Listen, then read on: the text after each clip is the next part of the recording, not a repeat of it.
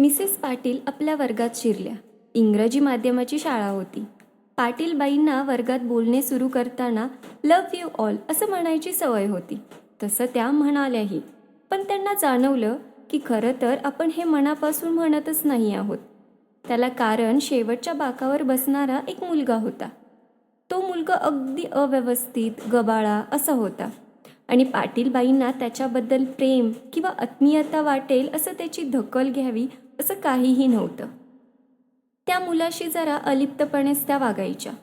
कोणत्याही नकारात्मक गोष्टीसाठी बऱ्याचदा त्याचंच उदाहरण द्यायच्या आणि कोणत्याही सकारात्मक गोष्टींच्या बाबतीत त्याच्याकडे पूर्ण दुर्लक्ष करायच्या. पहिली तिमाही झाली. प्रगती पुस्तक लिहायचे दिवस आले. त्याही मुलाची प्रगती त्यांनी लिहिली. शाळेची अशी पद्धत असते की प्रगती पुस्तकावर शेवटी मुख्याध्यापिकेची सही होते. त्याप्रमाणे प्रगती पुस्तके सहीसाठी गेली. मुख्याध्यापिकेने पाटीलबाईंना बोलवून घेतले. त्या म्हणाल्या, अहो, प्रगती पुस्तकात प्रगती लिहायची असते. पालकांना कळायला हवे की त्याच्या मुलामुलींनी काय भवितव्य आहे. या शैलेशबद्दल तुम्ही काहीच लिहिले नाहीये. असं कसं चालेल? त्यांच्या पालकांना काय वाटेल? अहो, त्याला ते मारतील सुद्धा एखादे वेळी. पाटीलबाई म्हणाल्या, मी त्या मुलाचं करू तरी काय? अहो, सकारात्मक काहीच नसेल, काही प्रगतीच नसेल तर मी तरी काय लिहू? ठीक आहे, तुम्ही वर्गावर जा, मुख्याध्यापिका म्हणाल्या. मुख्याध्यापिकेने लगेच शाळेची कागदपत्रे सांभाळणाऱ्या व्यक्तीला बोलावून घेतले आणि शैलेशची जुनी प्रगती पुस्तके काढून आणायला सांगितले आणि शैलेशची जुनी प्रगती पुस्तके पाटीलबाईंकडे पाठवून दिली. पाटीलबाईंनी प्रगती पुस्तके चाळायला सुरुवात केली. तिसरीच्या प्रगती पुस्तकावर शेरा होता, शैलेश हा वर्गातील सगळ्यात हुशार विद्यार्थी आहे. त्यांना आश्चर्याचा धक्काच बसला. त्यांनी चौथीची प्रगती पुस्तक पाहिले. त्यात असलेले दर तिमाहीचे शेरे असे सुचवत होते की त्याच्या प्रगतीचा आलेख हळूहळू खाली येत आहे. त्याच्या आईला दुर्धर कॅन्सरने ग्रासले होते आणि रोग आता शेवटच्या स्थितीत पोचला होता.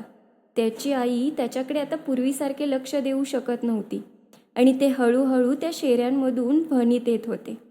6वीत शेरा होता, शैलेशने त्याची आई गमावली आहे आणि तो स्वतःही हरवल्यागत झाला आहे. आता त्याच्याकडे अधिक लक्ष देण्याची नितांत गरज आहे, नाहीतर आपण त्यालाही गमावू. आत्तापर्यंत पाटीलबाईंच्या डोळ्यात अश्रू दाटले होते. तर तशाच मुख्याध्यापिका कक्षात गेल्या. म्हणाल्या, मला कळाले आहे काय करायला पाहिजे ते. पुन्हा सोमवारी त्या वर्गावर गेल्या आणि वर्गावर नजर फिरवून नेहमीप्रमाणे म्हणाल्या, लव्ह यू ऑल. पुन्हा त्यांना जाणवलं की आपण खरं बोलत नाही आहोत, कारण त्यांना वर्गातल्या सर्व मुलांबद्दल वाटणाऱ्या प्रेमापेक्षा कैक पटीने जास्त माया आता शैलेशविषयी वाटत होती. त्यांनी आता मनाशी काही ठरवलं होतं. आता शैलेशला हाक मारताना त्यांचा स्वर बदलला होता. त्या शैलेशशी सकारात्मक वागत होत्या. दिवस जात होते. शाळेचा शेवटचा दिवस उगवला. सगळ्या मुलांनी टीचर्ससाठी छान छान गिफ्ट्स आणले होते. एकच गिफ्ट एका जुन्या वर्तमानपत्रात गुंडाळलेली होती. शिक्षकेच्या अंतप्रेरणेने त्यांनी ओळखले ही कोणाची गिफ्ट आहे. एक अर्धी वापरलेली परफ्यूमची बाटली आणि 2 खड्यांच्या बांगड्या. एका बांगडीतले 2 खडे आधीच निखळले होते. सगळी मुले हसली. त्यांनी ती गिफ्ट शैलेशची आहे हे ओळखलं. काही न बोलता पाटीलबाईंनी तो परफ्यूम आपल्या साडीवर उडवला. त्या 2 बांगड्या आपल्या हातात घातल्या. आता शैलेशचा चेहरा खुलला. हलकेच हसून तो म्हणाला, आता माझ्या आईसारखा सुगंध तुमच्या साडीला येतोय. ती मला सोडून गेली त्याआधी तिने वापरलेला हा शेवटचा परफ्यूम होता आणि शेवटी तिच्या हातात ह्याच बांगड्या होत्या. 1 वर्षानंतर म्हणजे शाळा संपली तेव्हा पाटीलबाईंच्या टेबलावर एक पत्र होते. मला जेवढे शिक्षक शिक्षिका लाभल्या त्यातल्या तुम्ही सर्वात छान आहात. शैलेश त्यानंतर बरीच वर्ष शैलेशकडून याच आशयाचे पत्र त्यांना दरवर्षी मिळत असे. वर्षे निघून गेली. त्यांचा संपर्क राहिला नाही. दरम्यान त्या निवृत्तही झाल्या. अचानक त्यांना एक कुरिअर शोधत आला. त्याने एक पत्र त्यांना दिले. त्यावर प्रेक्षक म्हणून नाव होतं डॉक्टर शैलेश, PhD या दरम्यान. शैलेश मोठा झाला होता. शैलेशने खूप प्रगती केली होती. डॉक्टरेट मिळवली होती.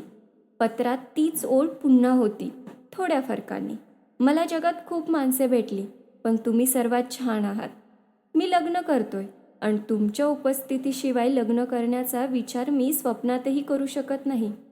सोबत विमानाची 2 तिकिटे होते, जायचे आणि यायचे. पाटीलबाईंकडे आता तो परफ्यूम नव्हता, पण त्या बांगड्या मात्र अजूनही त्यांच्या हातात होत्या. पाटीलबाईंना राहवले नाही. त्या लग्नाला गेल्या तिथे अपरिचितच जास्त होते, त्यामुळे त्या मागच्या एका रांगेत बसून चाललेला सोहळा पाहत होत्या. मात्र कुणीतरी त्यांना शोधत होते. त्यांनी त्यांना ओळखले आणि पहिल्या रांगेकडे नेले. तिथे एका खुर्चीवर चिठ्ठी लावली होती, आई. त्यांना पाहताच सोहळा थांबवून शैलेश त्यांच्यापाशी आला. त्याने त्यांना सन्मानाने खुर्चीवर बसवले, पाया पडला आणि म्हणाला, तुम्ही माझ्या आईपेक्षा कमी नाही.